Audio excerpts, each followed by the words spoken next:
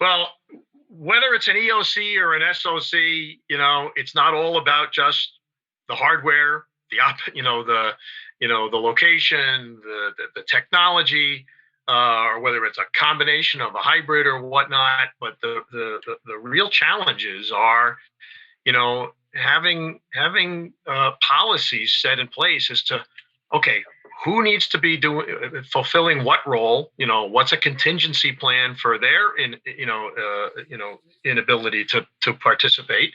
And who's got the communications responsibilities out to the other stakeholders, the press or whatever. When you do have that, you really need that emergency action planning all in place.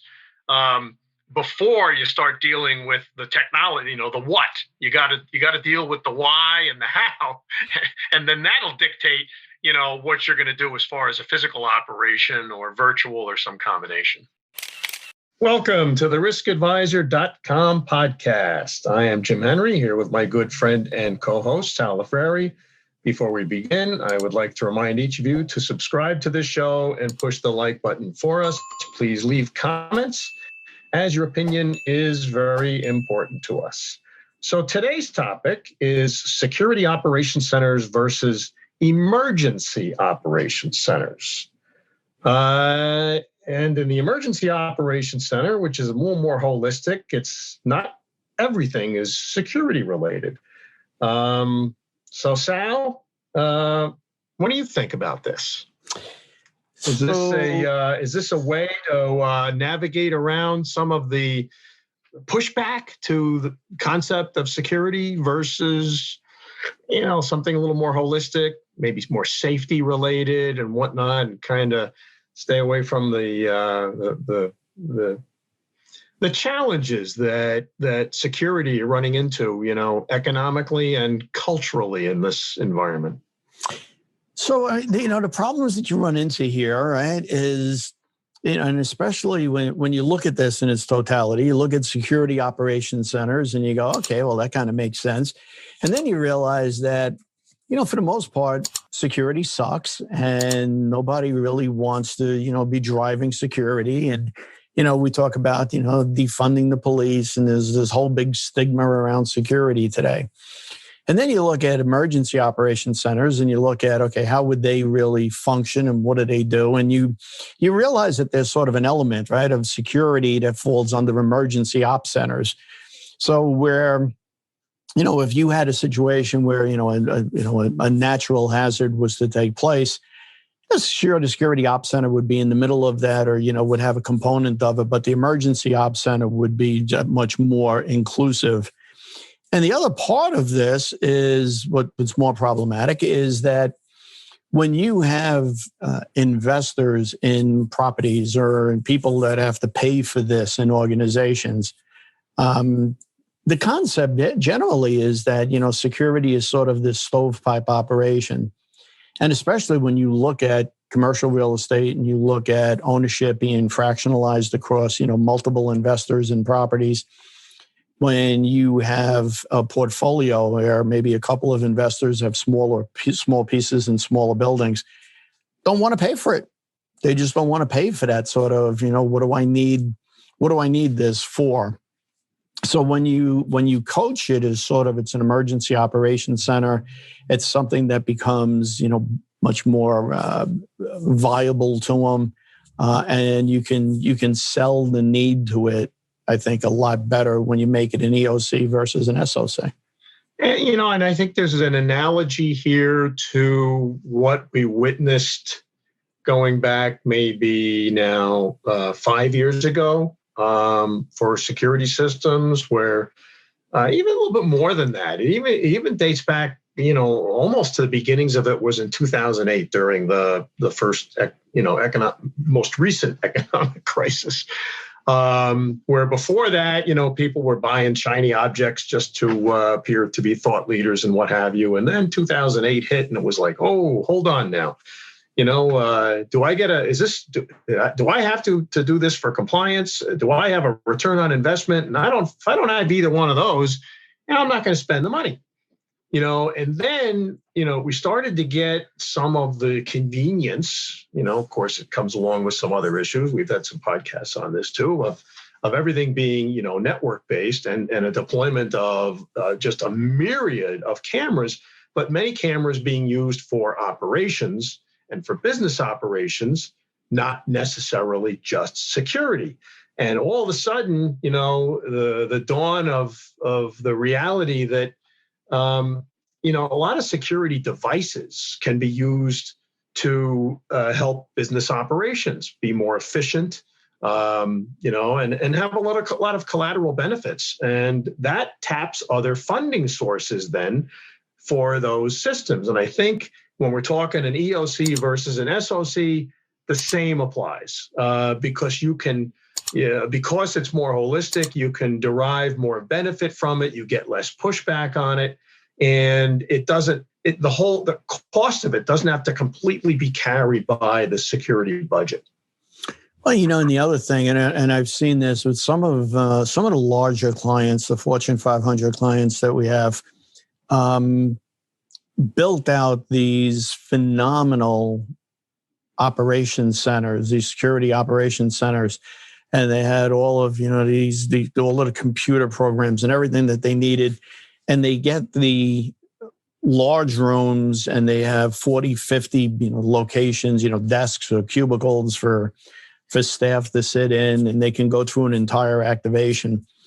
And then someone realized in one particular case, asked the bad question, how many times did we use this last year? And it was like 2. And it's like, so we're spending all of this money for all of this equipment and capability and databases. And what are we doing? And what they did was they actually started paring back and said, we're not going to do this anymore. Turn it into conference room space and we'll make it a virtual EOC. And we saw for a while there a big push to have virtual EOCs. So it's, the needs keep going back and forth. But ultimately, it's something that does have a great purpose. And I think one of the things we're going to talk about today is how do you deal with the process of wanting to set one of them up? What are those things that you really need to do? And I think it's important to kind of go through those steps. Well, the other risk about, the big elaborate, EOC or SOC is you've got all your eggs in one basket. And you've got to really worry about, the protection of that, in the case of a terrorist attack or some other disaster, that might occur that might impair the ability to occupy that space or to get people to that space. And then couple that with technology enabling virtual participation, communication, and collaboration, to more of a mobile environment and pushing actionable intelligence to you. You don't have to be sitting in the middle of, in stadium seating, looking at 92 screens, in a panoramic view. It looks impressive, but it like I say, it's extremely expensive. It's inefficient. And in some cases it creates a vulnerability because you've got all of those resources in one location. Yeah, no, it's true. And, it's true what you say about technology, advancing to the point now where you have all of this capability you could see on your phone, on a smartphone.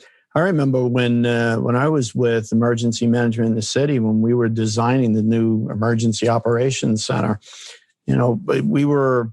I remember one day there was a hurricane had come through and there was, flooding on a roadway. And I remember thinking, boy, how nice would this be if we were able to have somebody go out, a responder go out, take video of it and kick it back to the command center.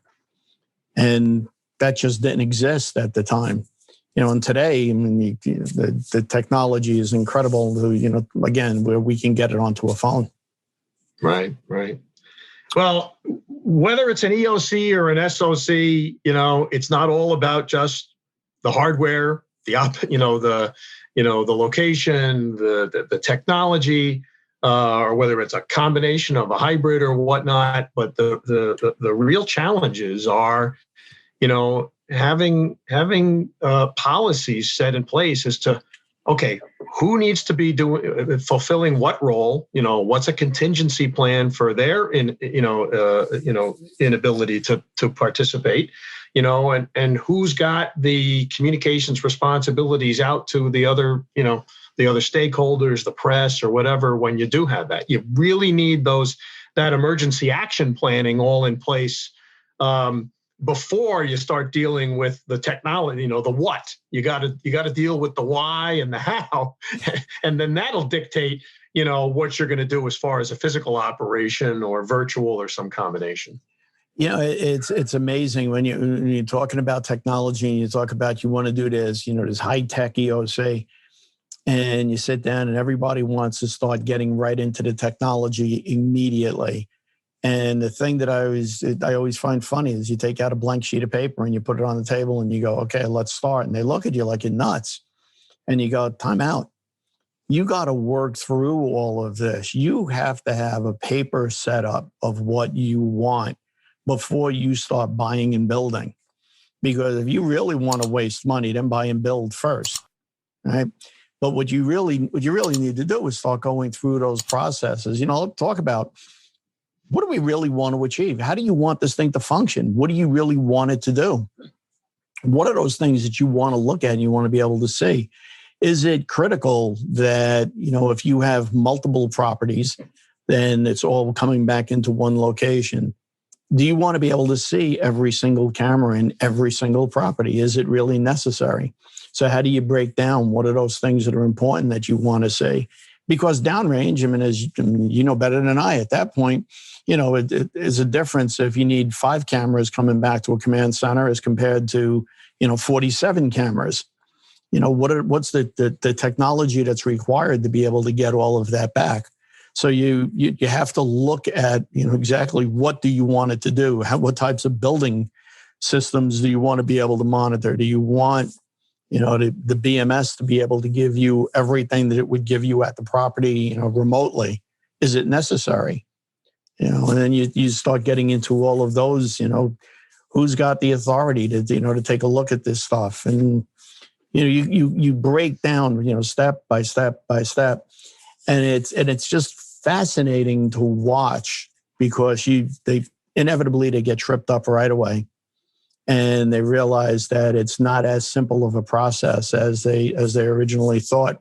Probably the easiest part of it is getting the technology piece together. Once you know what you want, then you know what technology you're going to need, and you'll be able to put it in. But I think we're just going to take a real quick break for a couple of seconds here. I just want to remind those that are listening that you are listening to the Risk Advisor podcast hosted by Jim Henry and me, Sal Frary. We invite you to comment on our blog at theriskadvisor.com and to subscribe and follow us on our social media.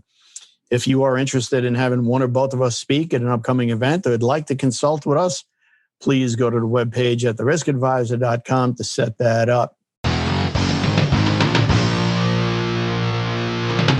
So technology, Jim, this is really sort of back into your ballpark with this. The understanding, the disparate systems that you have coming from different properties. Where you may have a Linnell system at one, you may have a something just slightly better than the Costco security system. What are those things when you start looking at the technologies? What are some of the things you should be thinking about? Well, building on what we just talked about here about, it's all about the plan. If you want to be efficient and if you want to just waste money, don't plan. I was just on a conference bridge, with, as you know, I participate with security specifiers. It's a, consulting consortium. And one of the topics that they're talking about, for the fall convention is, is some projects, are design build, and is design build, a threat or an opportunity? And, the one thing that was really resoundingly communicated by the consultants is, too often design build is not driven by a collaboration of pre-vetted manufacturers and integrators and an end user and a GC that are all in a line. It's driven because the time constraint, is really tight. They don't have time to plan. So they figure, you know what, we'll do the design and the build out at the same time. 100% the resounding comments back from the consultants that have experienced that unmitigated disaster, because you end up buying stuff that either isn't thought out, doesn't integrate, whatever. There is no substitute for a good assessment of not only the systems that you have, and are they all worth continuing to support going forward. In other words, if you've got a portfolio that's got 9 different access platforms and 10 different VMS platforms and what have you, okay, it's possible that you can get integration software, or used to be called PSIMs, a 4-letter word because it drove so many people so crazy, Physical Security Information Manager, to merge all of them together in one pane of, in one operations. But do you really want to have something that's that complex, that has all of these hooks, into communicating to and from these platforms? Or you look at that and say, you know what? We have 3 or 4 really enterprise platforms with a fairly significant investment, in a number of locations. And then we've got a bunch of one-offs, in a number of other locations. And the cost of replacing those and transforming those into one of the other or multiple of the other platforms that we got, we may only really need to integrate 3 major product platforms out there, to give us an effective solution. And the integration software then becomes much simpler. The support of all of the field hardware becomes much simpler. So, again, you've always got to be asking yourself, okay, we say we need to do this. Why do we need to do this? Once you pass that muster, here are the systems we have.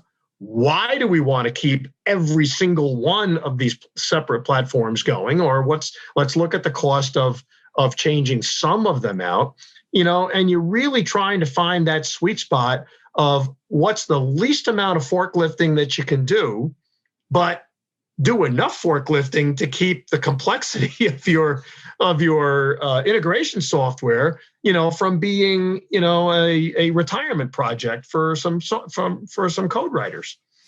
And, it's funny. I mean, I think about, when we built out the command center, things that we were trying to do, and then realized stuff that, just got lost along the way.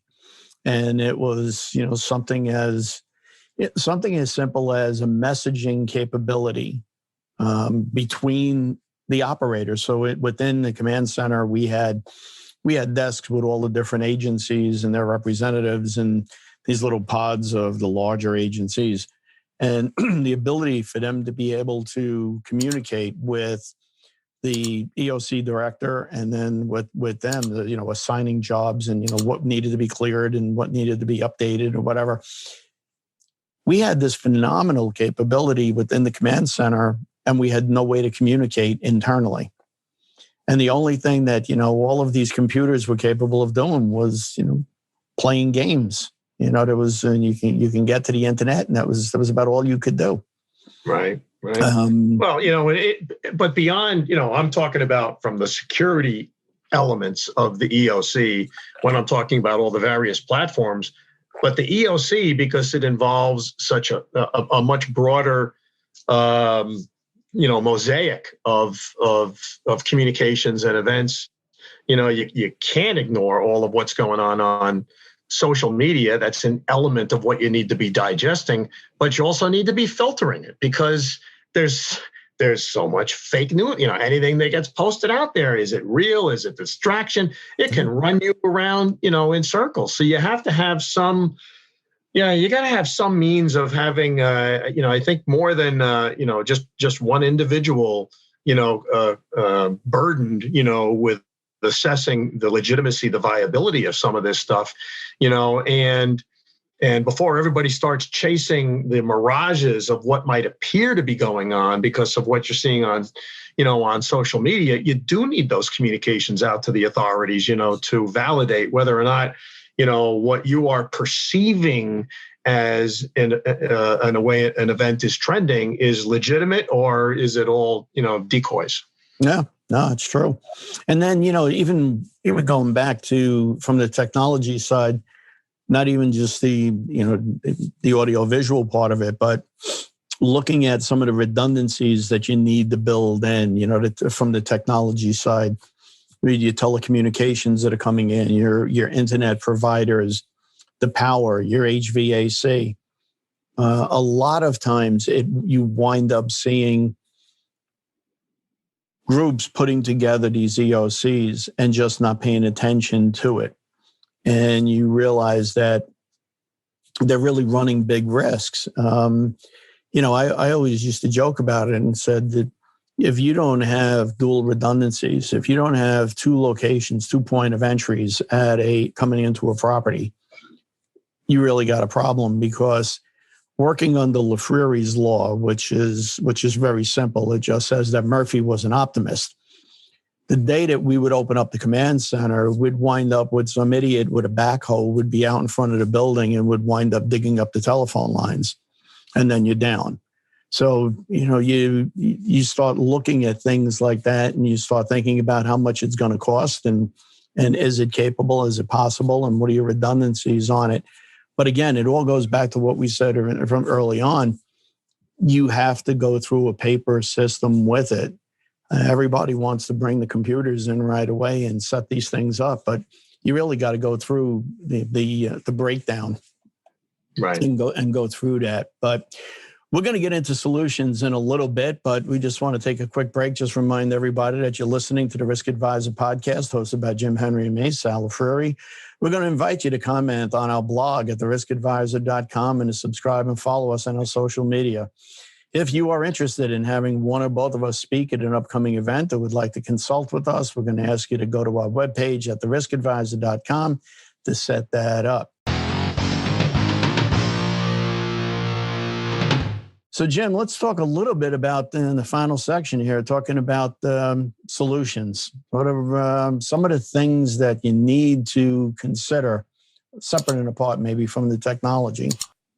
Well, you do, if you are going to have a physical EOC to some degree, you do want to have it be a hospitable place, and because in a really bad situation, you may be there for a while.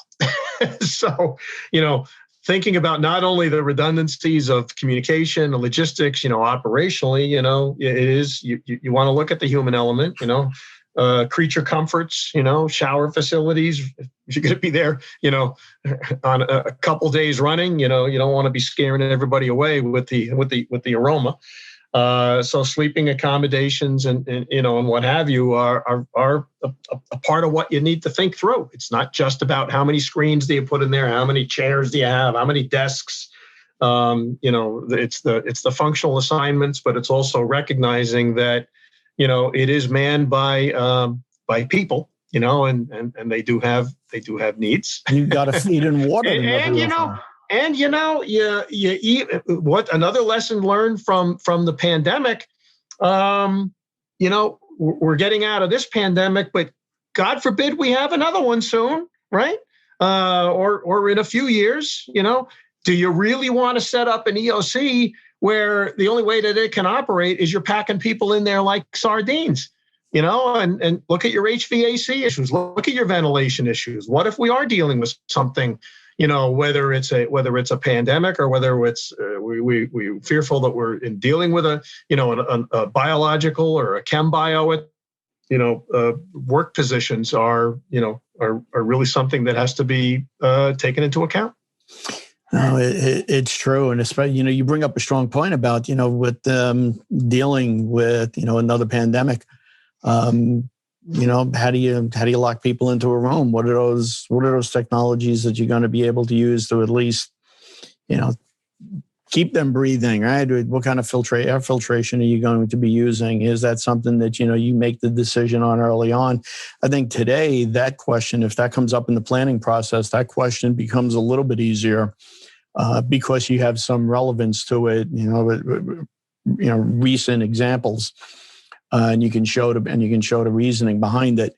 I think, a few years ago, before COVID, you'd never, that's one of those things that would just wind up getting off the checklist. And again, mistakes and things that we had done in the past. Air conditioning, HVAC became a critical element to it. And it was how much HVAC do you have and how much room do you have? And you realize that in the huge EOC operation, you need a huge amount of HVAC. And so there were parts of the floor that had no supplemental air, so that if we had a prolonged shutdown, we were in trouble. Right. We didn't have air coming in. And whether you're losing some of the critical utilities or whether we're dealing with a truly, catastrophic event, whether it's a chem bio attack, a dirty bomb, you never know what, the future holds. Part of the redundancy is even if you do make the decision that we want to have a physical EOC, we have the will and the real estate and the money to be able to establish that, operations center. You need a contingency plan that you might have to go virtual for reasons that you don't foresee.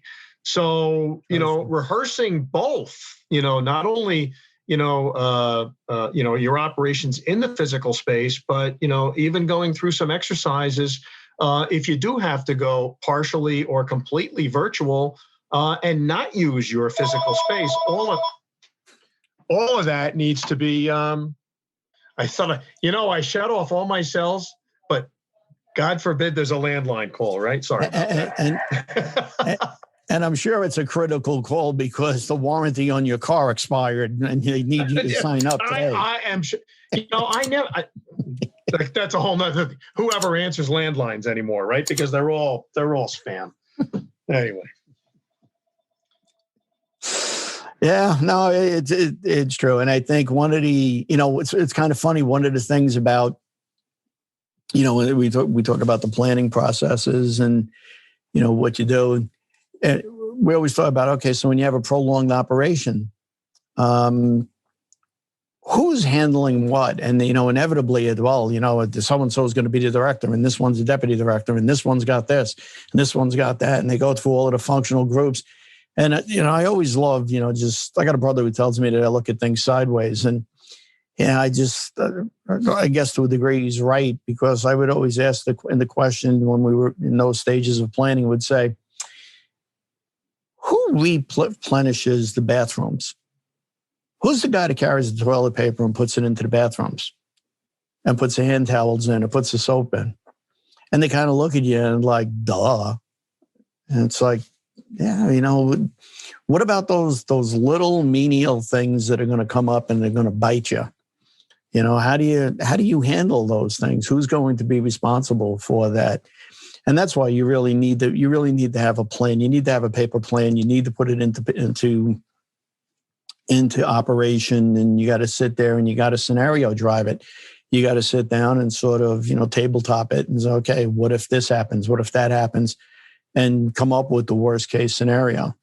If it's a nice sunny day and 80 degrees and everything is working fine, that's beautiful. But as we both know, these things never happen on nice sunny days in the middle of the week. It's, in the middle of the night on a weekend. And what do you do? Well, there's no doubt that it's, we're talking about, planning. It's like when you're selling, dealing with real estate, location, right? It's, and there was, look at the lessons learned post 9/11. There was a rush to set up all these security operation centers or emergency operation centers. There was a rush,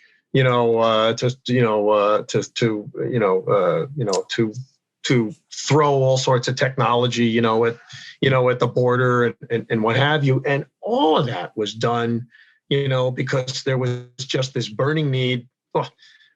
whenever government gets money or allocates money, there's just a burning need to spend it and to show that you got something for it. And, physically, yeah, you can put it on the scale and weigh it. You can look at the receipts for what you spent, but the practical benefit, if that occurs without all of basically the concept of operations, preceding any of those steps. And, you're right, talking about every process needs to be dissected to understand why, how, and who. To fit into, and then under all the different circumstances of risk, weather, et cetera, to truly not be surprised, by an event, either the timing, or whatever. Because whatever you don't plan for is what's going to happen. So I guess I'm looking at things from the same sideways, that you are, because that is Murphy's Law. Yeah. Hey, and that's why you plan. You plan because you're dealing with Murphy. Hey, and I live under Lafrere's Law, right? And that just says that, Murphy was an optimist. So, yeah. Right.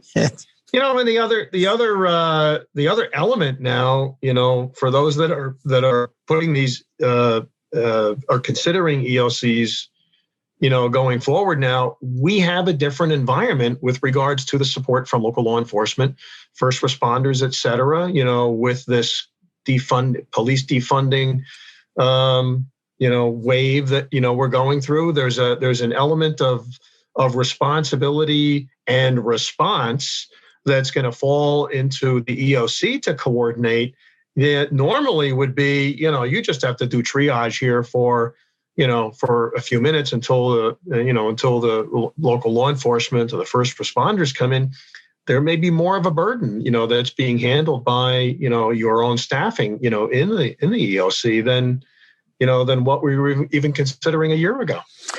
And, it's to a degree, I mean, you bring up a strong point. To a degree, you almost have to have some form of an EOC in operation for just that reason. Right. When you look at, a lot of the properties would say, okay, well, we have, the guys in the lobby desk and they're going to handle it. And, they'll call into headquarters and, whatever.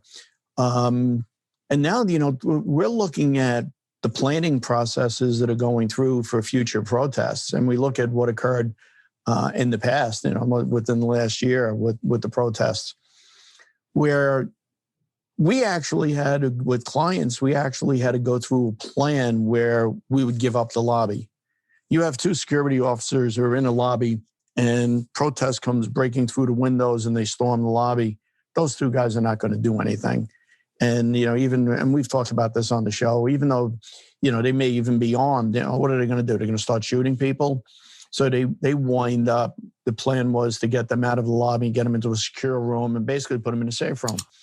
Same concept here is you're going to need somebody that's going to be able to coordinate and operate a response. And if it's not coming from law enforcement, which basically it's not, I mean, the latest and greatest there in New York is that with potential protests coming out of the Floyd case, that they're advising people, don't even bother putting plywood up on your windows. Just take your merchandise out of the window and put it in the basement.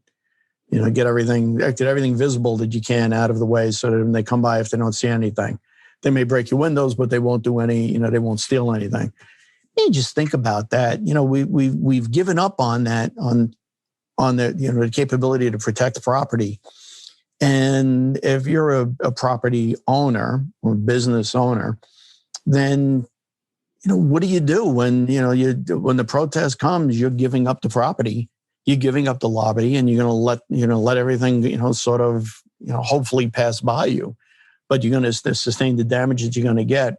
And it's going to be critical that you do have an operations center or you have some place that can do just that, can coordinate those responses, because they ain't calling the cops because cops ain't coming.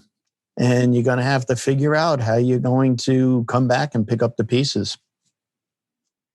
Well, those are tough calls, and it's really what is the least bad option when you're faced with that, and you really don't know what you're going to be, facing there until those events are occurring, and you see what's going on with regards to the level of response from those first responders. So, as much as we're talking about pre-plan, you need to have all those models in place, but you're still going to be having to make, some calls at the line of scrimmage, based on what you are seeing, going on in the, in the neighborhood. And as much as you want to protect your physical assets, your number one responsibility is protecting your people. And those require, those will require some tough decisions, but, having a roadmap that shows, that you have planned for this and that is your number one priority, that's the best way to mitigate your legal risks, after the exercise or after the incident, because there's always going to be people that are going to be second guessing, what did you do? Why did you do it? You've really got, that's kind of why, the New York City put in that, emergency action, planning, local law, the local law, a few years ago after 26, after 9/11, because, they recognize that if you're in a multi-tenant building of a certain, size, Class A building, you have to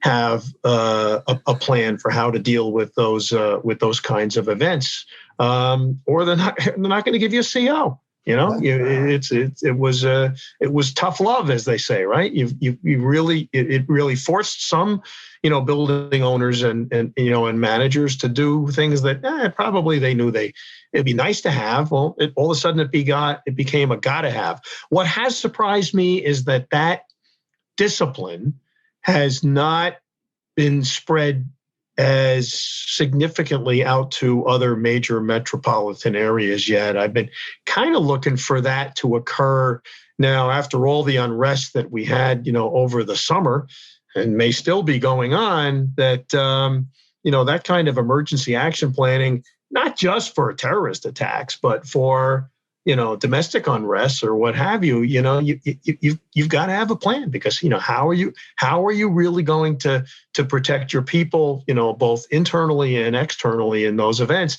And unless you show that you've taken, that you've taken some steps to address it, it's a little easier when you actually have local laws, that you can align yourself to, because then you can point to that and say, I'm compliant, to local law 26. But, in areas, metropolitan areas that don't have those guidelines, you've at least got to show a thinking process of how you've developed your strategy and whatnot, because, at the very least, it's going to mitigate, you being challenged, legally on what actions you took and why, or why not. Yeah, no, it's true. It's true. Well, I think we're at the end of our time slot here for this show. I hope that what's the takeaway from our banter here? You got planning. It's all about the planning, and you'll save a lot of money and save yourself a lot of risk if you do recognize that is a huge. It's 80%. It's 80% planning, 20% logistics. I don't care how big of an EOC you build out. 80% of the effort has still got to be in the the planning stage of what, why, and how. You have been listening to the Risk Advisor podcast, hosted by myself, Jim Henry, and Sal Frary. We ask you subscribe to this show and like us on our social media. We remind you and ask if you are interested in having one or both of us speak at an upcoming event or would like to consult with us. Please go to our webpage at theriskadvisor.com to set that up. Remember, you can hear the show on your favorite podcast platform, YouTube, and of course, stream it at theriskadvisor.com. Thank you again for listening, and hope you tune in again next week.